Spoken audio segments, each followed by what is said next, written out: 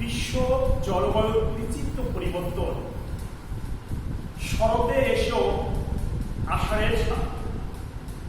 তাই রবীন্দ্রনাথের সুরের সাথে সুর মিলিয়ে বলতে ইচ্ছা করে, গগনে গরজে মেঘ ঘন বর্ষা, ফুলে একা বসে আছি নাহি ভরসা, চারিদিকে পাকা জল পড়েছে খেলা, তরু ছায়া মশি মাথা প্রভাত বেলা, ছোট্ট নদীর তীরে রহিল পড়ি, যা কিছু ছিল মোর নিয়ে গেল সোনার পরি।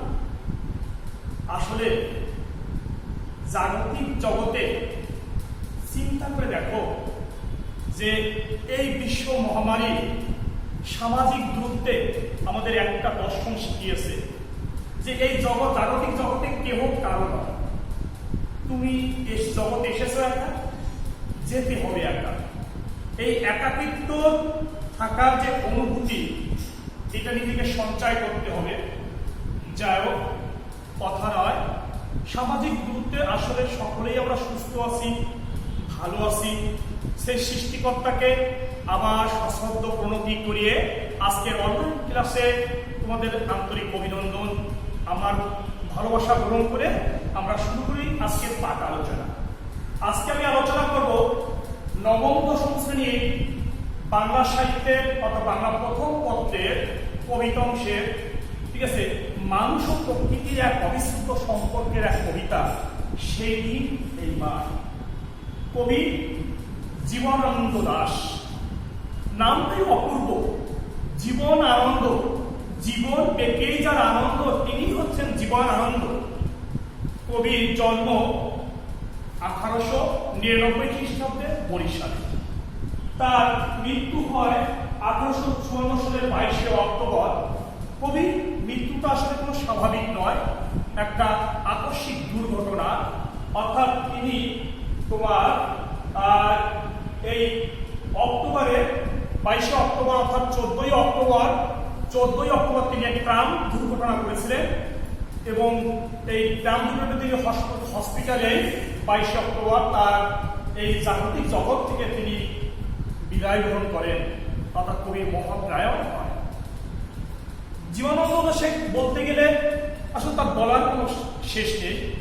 অর্থাৎ আমার মনে হয় তার মা, তার পিতা হচ্ছে সত্যেন্দ্রনাথ দাস, মাতা কুসুম কুমারী দাস। এই কুসুম কুমারী দাস ছিলেন একজন স্বভাব কবি, অর্থাৎ কবিতা লেখাই যার স্বভাব। অর্থাৎ মায়ের কাছে কিন্তু জীবনানন্দ দাশের হাতে খড়ি লেখা হয়েছিল। জীবনানন্দ দাস হচ্ছে বাংলা সাহিত্যে, ঠিক আছে, পঞ্চ পাণ্ডবের একজন কবি। বাংলা সাহিত্যে পঞ্চ পাণ্ডব বলতে কাকে কাকে বলা হয়? বিষ্ণুদেব, বুদ্ধদেব বসু, তারপরে আছে জীবনানন্দ দাস, সুধীন্দ্রনাথ দত্ত, আর হল অমিয় চক্রবর্তী। এই পাঁচজনকে বাংলা সাহিত্যের পঞ্চপাণ্ডব বলা হয়। কেন বলা হয়? এরা রবীন্দ্র সাহিত্যের ভাবধারার বাইরে এদের লেখার বৈশিষ্ট্য। আর এই পাঁচজনই ইংরেজি সাহিত্যের ছাত্র হয়ে, ইংরেজি সাহিত্যের অধ্যাপক হয়ে তারা ইংরেজি ব্যাকবিন্দু লেখেনি, তারা কি লিখেছে? বাংলা সাহিত্যে লিখে অমর কীর্তির বাংলা সাহিত্যকে গৌরবান্বিত করেছে। এই জন্য বাংলা সাহিত্যে তাদেরকে পাঁচজনকে পঞ্চপাণ্ডব বলা হয়। তো ওদের মধ্যে রবীন্দ্রনাথ বা এই জীবনানন্দ দাস একটা স্বতন্ত্র কবি। অর্থাৎ তার কবিতার লেখার উপমা প্রকৃতির ছড়াছড়ি, তার রক্তের স্পন্দনে প্রকৃতির আহ্বান। তিনি প্রকৃতি ভিন্ন কোনো কিছুই তিনি অনুভব করতে পারতেন না। আর তার প্রকৃতির উপমা এত চমৎকার, তার বাড়ির আঙ্গিনায়, বাড়ির পাশে যে সমস্ত গাছ গাছালি, পশু পাখি তার চোখের সামনে ফুটে উঠেছে, তাই নিয়ে তিনি সুন্দর উপমায় কবিতা উপস্থাপন করেছে। এই জন্য জীবনানন্দ দাশকে আমরা রূপসী বাংলার কবি বলে আখ্যায়িত করি, কেউ ধূসর পাণ্ডুলিপির কবিও বলে। আবার তার লেখার চিন্তা চেতনা বৈশিষ্ট্য দেখে আধুনিক জীবন চেতনার কবিও বলা যায়। সার্বিকভাবে তার সাহিত্যের একটা যে দর্শন আছে, সেই দর্শনটাকে বলা হয় পরাবাস্তবতার কবি। এই পরাবাস্তবতার কথাটি কেমন? যে বাস্তব নয়, কিন্তু বাস্তবের চেয়েও অধিক। তার কবিতার মধ্য দিয়ে এই বিষয়বস্তু ফুটিয়ে উঠেছেন যে মনে হচ্ছে যে কবিতা লিখছেন তা বাস্তব নয়, কিন্তু একটু ভেবে দেখতে গেলে মনে হচ্ছে বাস্তবের চেয়ে অধিক। যেমন আমি 1000 বছর ধরে পথ হাঁটিতেছি পৃথিবীর পথে। কেউ কি 1000 বছর ধরে পথ হাঁটতে পারে? আসলে কেউই 1000 বছর ধরে পথ হাঁটতে পারে না। কবি সেই একজন মানুষের 1000 বছর ধরে হাঁটার কথা বলে হয়নি, অর্থাৎ মানুষের সেই সৃষ্টির উষালগ্ন থেকে মানুষের যে ক্রমবর্ধমান ধারাবাহিকতা, সেই কথাকে তিনি 1000 বছর হাঁটা অর্থে ব্যবহার করেছে। আবার কোনো একটা কবিতা তিনি বলছেন যে পৃথিবী যেন যক্ষা রোগীর মতো শ্বাস, পৃথিবী যেন যক্ষা রোগীর মতো শ্বাস, অর্থাৎ তিনি আধুনিক বিশ্বের যে এই যে মরণস্ত্রের ঝনঝনানি, ঠিক আছে, পারমাণবিক অস্ত্রের যে ব্যবহার, এই দেখে বলছেন যে যক্ষা রোগীর যখন কাশি ওঠে তখন মনে হয় যে এই মুহূর্তে তার দমটা বেরিয়ে যাবে। অর্থাৎ বিশ্বের যে পরাশক্তি, এই পরাশক্তির যে অস্ত্রের ঝনঝনানি, অর্থাৎ তা যদি বিস্ফোরিত হয় তাহলে দেখা যায় যে মুহূর্তের মধ্যে পৃথিবীটার ধ্বংস স্তূপে পরিণত হতে পারে। এই জন্য কবি বলছেন পৃথিবীটা যেন যক্ষা রোগীর শ্বাস। যার চমৎকার তার কবিতার উপমা। এই জন্য কবিকে রূপসী বাংলা কবি বলেছে, কেউ দূষণ পাণ্ডবী কেউ বলেছে, কেউ পরামর্শতা কবি বলেছে। সব মিলে তিনি আছেন আধুনিক জীবন চেতনা কবি। আর কবির ছদ্মনাম আছে কালপুরুষ। কবির জীবনানন্দ দাশের ছদ্মনাম হচ্ছে কালপুরুষ। তিনি সুন্দর সুন্দর কাব্য লিখেছেন, ঠিক আছে। তার কয়েকটা কাব্য আমরা দেখে নিই। ছড়া পালক, বনলতা সেন, ধূসর পাণ্ডুলিপি, রূপসী বাংলা, বেলা অবেলা কালবেলা, মহাপৃথিবী, এইগুলো তার কাব্যগ্রন্থ। তিনি একটি মাত্র প্রবন্ধ গ্রন্থ লিখেছেন, সেটি হচ্ছে কবিতার কথা। আর দুটো উপন্যাস লিখেছিলেন, একটা হচ্ছে মাল্যবান ও সুতীর্থ, ঠিক আছে। আর কিছু কবির অপ্রকাশিত কবিতা থেকে গেছে, যেগুলো হয়তো প্রকাশিত হয়নি, সংগ্রহ করে কেউ হয়তো পাণ্ডুলিপি সংগ্রহ করে রাখতে পারেনি, ঠিক আছে। সেগুলো আমাদের খুব অজানাই থেকে গেছে। তবুও তিনি বাংলা সাহিত্যে, ঠিক আছে, তিনি যাকে বলা হয় এক সমৃদ্ধ সাহিত্য সম্ভার আমাদের জন্য উপহার দিয়ে গেছে। আজকের কবিতা হচ্ছে সেই দিন এই মাঠ। কবি জীবনানন্দ দাশের এই কবিতা বিষয়বস্তু আমাদের এক লোককবি, তোমরা হয়তো নাম জেনে জানো, বিজয় সরকার, তার একটা গানের মধ্য দিয়ে, তার গানের দুটো পংক্তির মধ্য দিয়ে এই কবিতার আমি বিষয়বস্তু মর্ম কথা তুলে নিয়ে আসবো। তিনি বলছেন যে এই পৃথিবী যেমন আছে তেমনই ঠিকই রবে, সুন্দর পৃথিবী ছেড়ে একদিন চলে যেতে হবে। ঠিক এই যে পৃথিবী যেটা আছে, এই যে রূপ রস গন্ধ স্পর্শ, যে গাছপালা নদী নক্ষত্র যা আছে, পৃথিবী ঠিক থেকে যাবে। কিন্তু মানুষ ক্রমান্বয়ে ধারাবাহিকতায়, ঠিক আছে, একদিন তাকে পৃথিবী থেকে বিদায় দিবে। মানুষ চলে যাবে কিন্তু সুন্দর সাজানো গোছানো পৃথিবী থেকে যাবে। এই ভাবনায় দৃষ্টিভঙ্গিতে কবি লিখেছেন সেই দিন এই মাঠ কবিতাটি। এখন আমরা দেখি কবিতার বিষয়বস্তু নিয়ে আলোচনায় যাই। কবি কি বলতে চেয়েছেন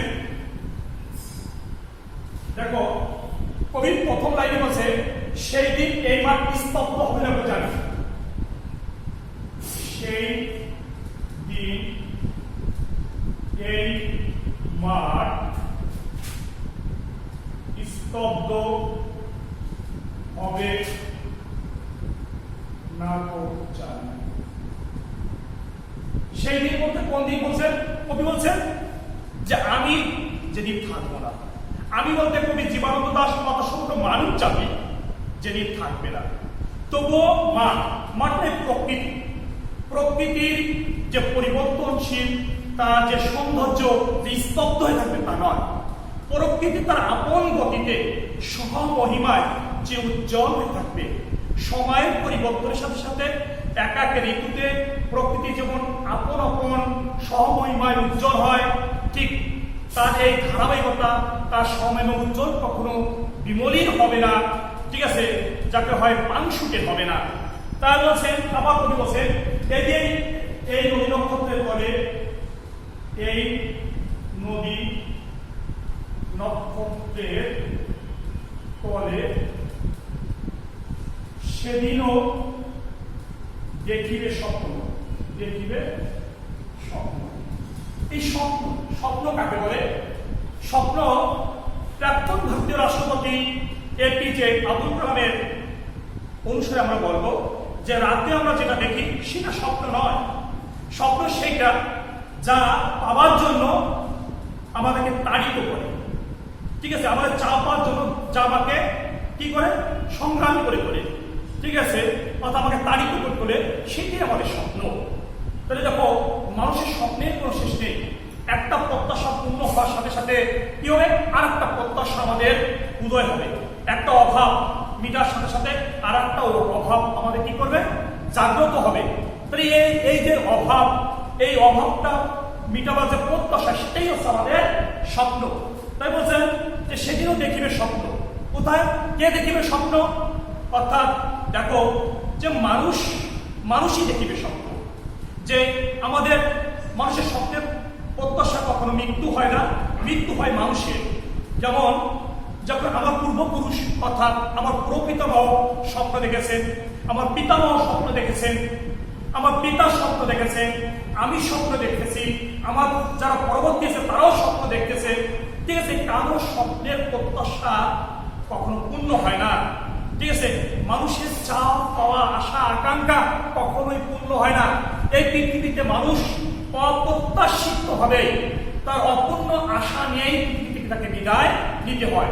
তাই বলছে নদী নক্ষত্র সবই থাকবে, তারই মাঝে মানুষ আবার কি দেখবে, স্বপ্ন দেখবে। অর্থাৎ কবি থাকবো না, আমরা মানুষ জাতি থাকবো না, কিন্তু আমাদের প্রজন্ম থাকবে, ঠিক আছে। এই প্রজন্ম এই নদী নক্ষত্রের মতন আবার তারা স্বপ্ন দেখবে, ঠিক আছে। তাদের একটা প্রত্যাশা জাগ্রত হবে। সে আবার প্রত্যাশা নিয়ে প্রত্যাশা পূরণ করতে করতে সে আবার কালের বিবর্তনে সেও এই পৃথিবী থেকে বিদায় নেবে, আবার তার প্রজন্ম আবার স্বপ্ন দেখবে, ঠিক আছে। মানুষের যে চলে যাচ্ছে আর একদল আসিতেছে, কিন্তু পৃথিবীর প্রকৃতি চির শাশ্বত, চির উজ্জ্বল, চির উদ্দীন, ঠিক আছে, সমহিমা সে ভাস্বর। আবার বলছে সোনার স্বপ্নের সাথে পৃথিবীতে কবে আর চলে। দেখো সোনার স্বপ্নের সাথ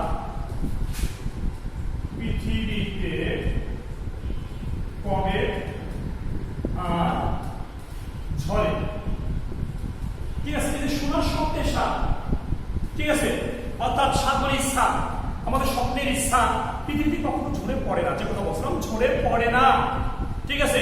এই স্বপ্ন, এই প্রত্যাশা, এই আশা নিয়েই তো মানব জীবন, ঠিক আছে।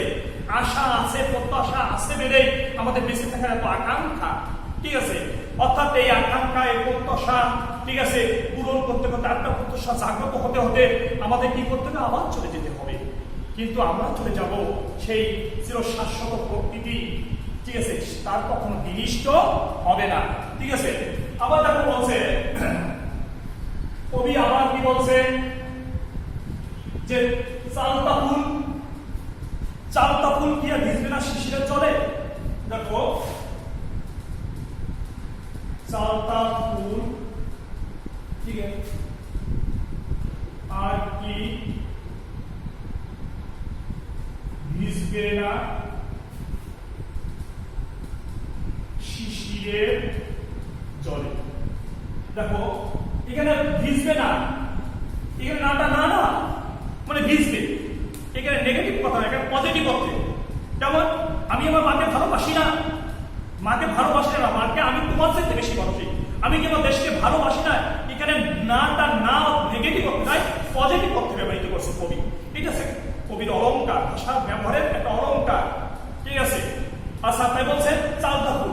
দেখো শিশির একটা রহস্যময় সৌন্দর্য, যে শিশির কিভাবে পতিত হচ্ছে তা আমাদের সাধারণ চোখে কিন্তু ধরা পড়ে না, কিন্তু যখন চালতা ফুলের প্রাপ্তিতে আমরা দেখি কি সুন্দর বিন্দু বিন্দু শিশির সেজে একটা সৌন্দর্য সৃষ্টি করেছে, ঠিক আছে।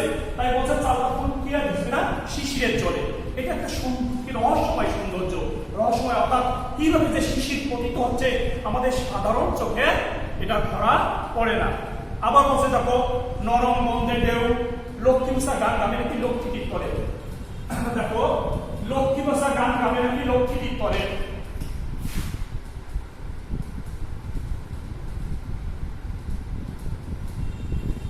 লক্ষ্মী ভাষা গান গাবে কি লক্ষ্মী গীত করে,